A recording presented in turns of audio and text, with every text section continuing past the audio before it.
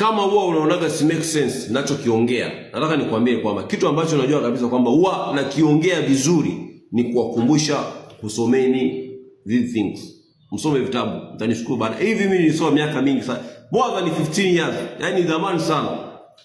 Lakini nikumbuka kwamba ni kitu kizuri sana ambacho natakiwa usome. Nataka nikupe recommendation ya hivi vitabu hivi. Hivi vitabu hivi. Hiki kinaitwa The Art of the Deal.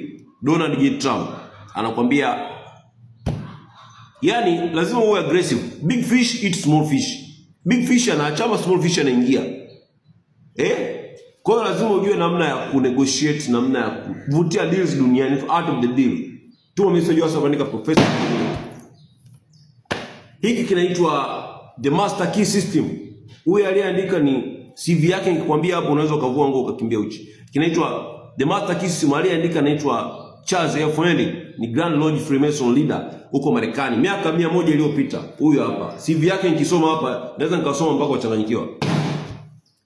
Hiki kinaitwa, huyu ameandika Zig Ziglar. Zig Ziglar alikuwa ni motivation speaker na businessman Marekani siku nyingi sana. Inaitwa The Secret of Closing the Sale. Paka jogoo ameweka jogoo mwenyewe anakumbuka Zig Ziglar. Vyote hivi nakutumia kwa WhatsApp, usome. Upate maarifa, wacha kushangaa kuzubazuba tu na acha watu wengine wanapiga hela wanabaki wanatotoa macho. Hiki kinaitwa The Power of Subconscious Mind. Huyu anaandika Dr. Joseph Murphy.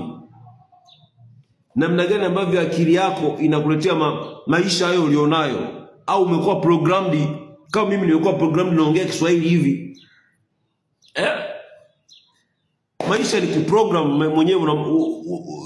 How do you program yourself?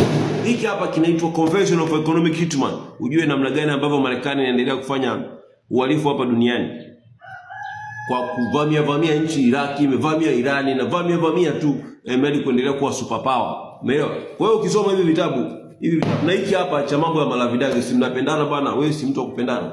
Hiki kinaitwa Husband are from space, wives must be from heaven. Hiki kitabu nilisoma miaka mingi iliyopita, lakini nataka leo usome kwa sababu wazungu wametuzidi kwenye kusoma. Wanatafuta sana maarifa. Mzungu hawezi kukuta amekaa mezubazubaa tu anajadili jana mambo ya ovyo ovyo. Kwa hiyo soma hii package.